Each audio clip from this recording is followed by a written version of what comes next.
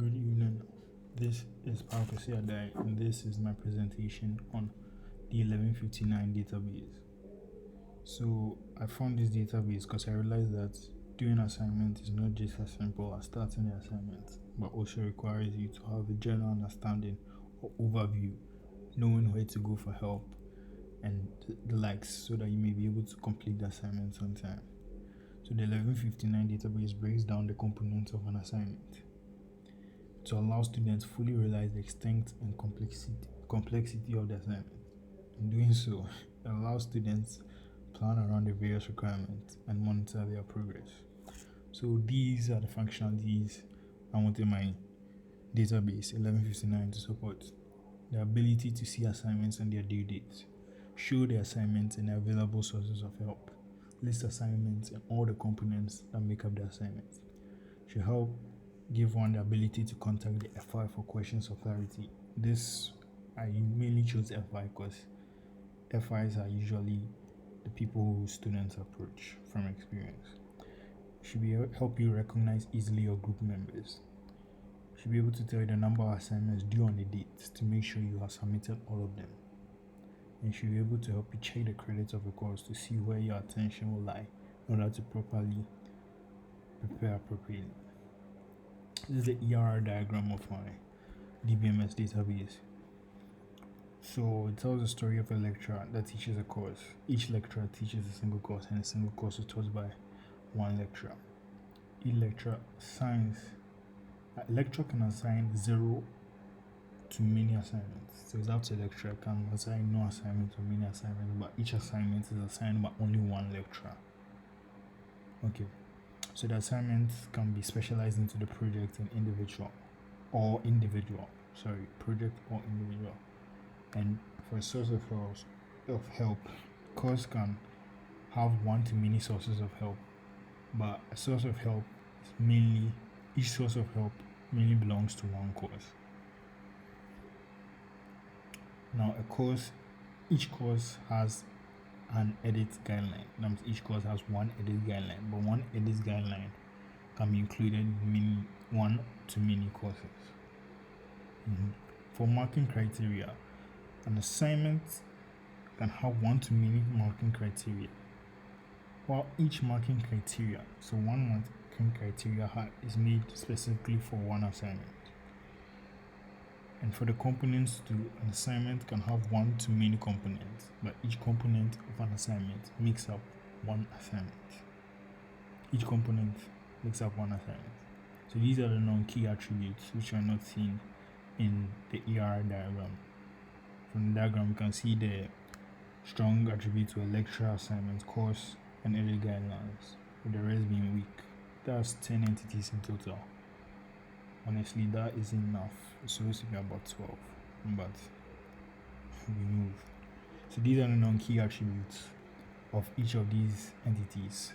From lecturer, such as his name, email, phone number, his course and course name, the course name, the lecturer who teaches it, we identify that through the lecturer ID. The italicized fonts are foreign keys. And the FI and the credits that goes along with the course, the edit guidelines, you have to be able to see the course, so it takes from the course ID from course. Then we have the assignments, the lecturer ID, assignment name, total marks, when it's due, when it was assigned. We have the components that make up the assignments. So what makes up the assignment, like the figures, tables, research, minimum number of paragraphs, references, maximum pages, etc. For the project itself, we have the assignment ID, group number, group leader, number of members, and other group members. So the two unique things here will be the group number and group leader, because no person can be more than one group, and no group can have more than one group leader. Individual should have had more, but it doesn't. So for help, these are the various sources or the various places you go to get help. So there's the course ID. The course ID and lecture ID will help you know which course these these sources of help have been listed for in the lecturer that teaches them. So we have the FI email library. Writing center rep is an individual in a writing center. I think I forgot to mention that this database is based on Ashesi, on an Ashesi student.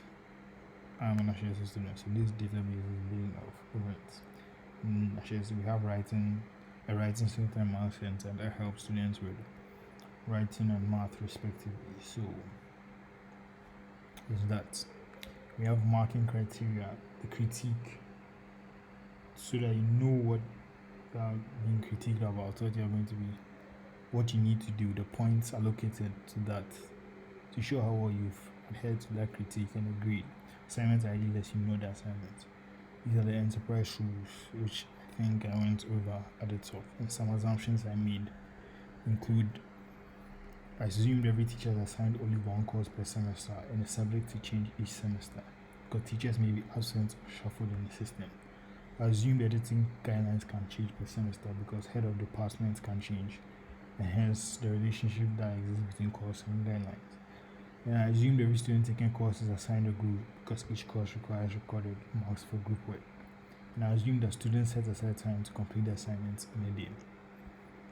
So over here, we are looking at the database which I came out at 1159 underscore 6649 2023. Then as a lecturer, his name and email cannot be now. The lecturer ID, I didn't make it not now because it's a primary key. So the rules. So the course ID is same, and the course name can be now, so that, because it's important the person is able to identify the course easily. Not now, it doesn't have to now look up the course ID, FI, the credits that the course is, the table, the edit guides.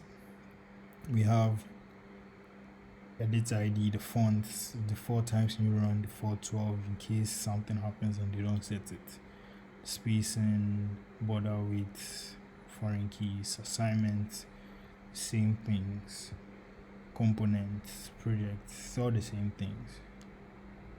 So I think I'll scroll down to here, the help, which the foreign key references the lecturer on updates cascade. That means if there's any change to the lecturer ID in lecturer table, it will come and affect lecturer entity to come and affect this help entity. I think I use that here too. Yes. So for the indexing, I made an index of the names of the group members and the assignments from the project entity, the due date of the assignments, and I made an index called to do. The marks have to be unique. The marking criteria have to be unique for the critiquing point and the assignment's name and the lecturer that gave it from the assignment table. This was data population. As you can see, the lecturer ID is also inside the course, and then the edit guide is also affected by the course ID. That's the EC and the likes. There are more than 2 ECs because of the rules that we mentioned before. These are the assignments. The due date is the date and time format, because that's more important. It's not just the date that they give you, but you have a time frame. You have the components that make up the assignment, which include the assignment ID right here. And the same, I just specialized it into the project and individual. Then the help, which has the EC, that's economics 1001. So that's the course ID, lecturer ID, and the likes. And this here is the help on the websites I was talking about earlier. Then these are assignments. These are the queries I made. So assignments by due dates shows you the date and assignment, which answers the first query. The next one shows you the course name and the assignment and the lecturer, so that you'll be able to see who teaches what, the assignments and the available help. Then we see the assignments and components. I selected all the components from the components entity and ordered them by the assignment, so that you see them in some sort of order. Then we see the assignment and FI, which helps you see the assignments and the FI who's teaching it for, in order to help you contact the group members in your group. Select other group members from an ordered by assignment again. And I counted the number of assignments, and then I grouped it by the date it was due and ordered it by the date it was due. And then this has helped me where credits greater than 0.5 checks for credits which are greater than 0.5 to help you see where the attention is. So I'm already quite some time over my time limit, so just show you everything I was talking about. And that will be all for today. Thank you for coming and listening to my presentation. I'm open to any critiques. Thank you very much once again. Good night.